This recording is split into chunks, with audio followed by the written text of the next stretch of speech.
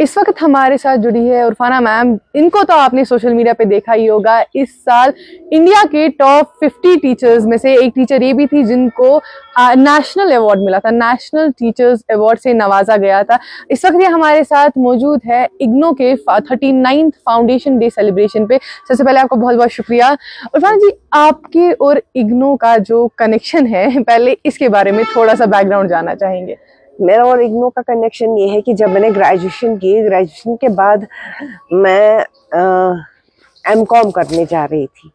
MCom अभी मैंने मतलब एग्जाम देना था मुझे। तो मेरे जो गाइड थे, he has been my godfather, professor Mufeed, तो he suggested me why not to go for an MBA. तो मैंने कहा मैं कैसे एमबीए करूँगी, मेरे पास टाइम नहीं है, मतलब यहाँ से नौकरी है, वहाँ से ये। तो उन्होंने कहा यू ज्वाइन इग्नो। तो he was the man behind that who introduced me to IGNOU.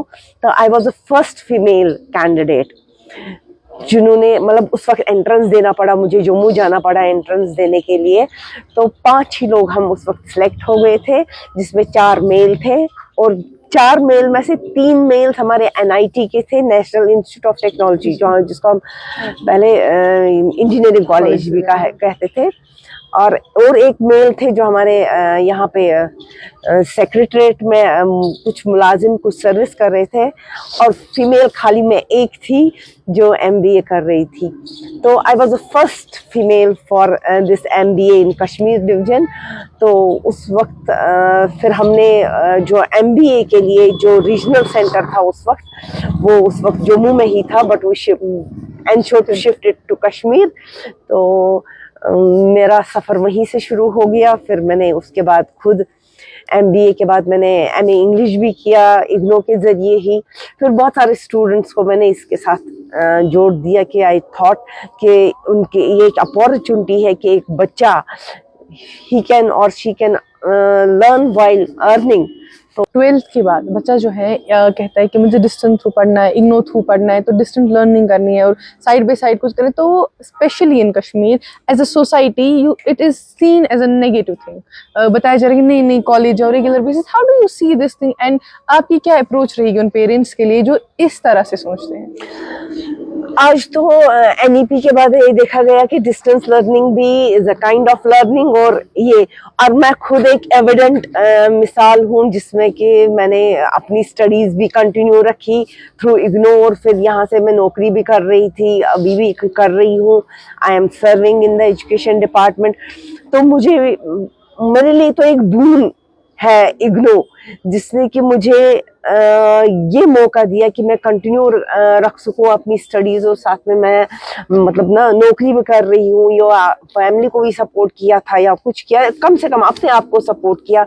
तो इसलिए मैं पेरेंट्स से ही कहती हूँ कि अगर आपके बच्चे के पास टाइम नहीं है रेगुलर स्कूलिंग के लिए, yes you can go for this kind of. Talking about mother's, ठीक है, अब शादी के बाद लाइफ चेंज हो जाती है, लोग जो है स्टडीज अगर कंटिन्यू करना भी चाहते कहीं ना कहीं फंस जाते हैं, और आप एक उनके लिए मोटिवेशन है, क्योंकि even after giving birth you went and appeared in an examination. तो पहले थोड़ा सा उस स्टोरी के बारे में जानने की कोशिश करें, ताकि जितनी भी हमारी ऑडियंस देख रही है, जितनी भी मदर्स, जितनी भी मैरिड वुमेन्स है, उनको थोड़ी सी मोटिवेशन आपके जरिए मिल जाए। एक्चुअली हुआ ये था कि मेरी मतलब मैरिज हो गई थी 2006 में, एंड इन 2007 मुझे जून में एग्जामिनेशन में अपीयर करना था। इस इंग्लिश का एग्जामिनेशन मेरा था, 2 पेपर्स मुझे देने थे। तो मैं साल ज़ाया नहीं करना चाहती थी। So on it was 24th of May जब मैंने अपनी बच्ची को जन्म दिया। सिजेरियन था रमज़ान हॉस्टल में, और बहुत क्रिटिकल कंडीशंस थी मेरी, बट अल्हम्दुलिल्लाह मेरी बेटी भी शी इज़ फाइन माशाल्लाह। तो मेरे पास वो डिटर्मिनेशन था कि नहीं, मैं साल भी ज़ाया नहीं करूँगी और देखूंगी और बिस्तर में बैठ के करना क्या है। So I went for this studies and all that. मैंने वो रिवाइज किया वगैरह, और फिर 7 या 8 जून था जब मैंने पेपर्स अमर सिंह कॉलेज में मैं आई अटेम्प्टेड पेपर्स। अल्हम्दुलिल्लाह crossed it. उरफाना, we have always seen you as a teacher जो learning को बहुत fun way में बनाती है. You always put your creativity into the teaching. So right now जितने भी teachers हैं जो हमें देख रहे होंगे, उनके लिए कोई छोटी सी advice आपके जरिए. यही एडवाइस है कि मतलब you love your profession, you can do anything. तो when you love your profession, आपको खुद ब खुद आइडियाज आते हैं मुझे क्या करना है. Because you know like in Kashmir especially teachers जो है, अगर कोई टीचर बनना चाहता है, कोई ऐसा नहीं है कि ना I want to be a teacher. It has always been a like last option. ठीक है, अगर कहने को तो बने उस teacher. But do you think it's not a good approach? क्योंकि जो ये फील्ड है, teaching field, it requires a lot of passion. Teacher, but कहीं ना कहीं कश्मीर में ऐसा देखने को नहीं मिलता, जिसकी वजह से बच्चों को भी गुड क्वालिटी टीचर्स नहीं मिल पाते. ये सही बात है कि मतलब जिसको कुछ नहीं मिलता वो फिर बाद में कहता है चलो मैं टीचर बनूं. लेकिन कुछ सालों से अभी रुझान चेंज हो गया, because if you have to become a teacher, firstly you have to have a professional degree, that is BEd. तो आप बीएड तभी कंप्लीट करेंगे जब आप टीचर बनना चाहेंगे. सो ये रुझान अब चेंज होने लगा है, पहले तो नहीं था. तो now people who really want to become teacher, जैसे डॉक्टर, इंजीनियर वगैरह बनना चाहते हैं, वैसे जो टीचर बनना चाहते हैं वो पहले डिग्री करते हैं, उसके बाद आते हैं.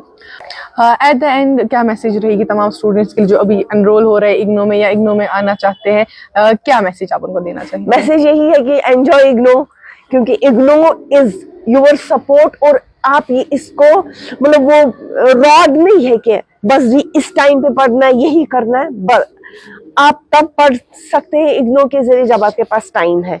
सो यू कैन डू एनीथिंग.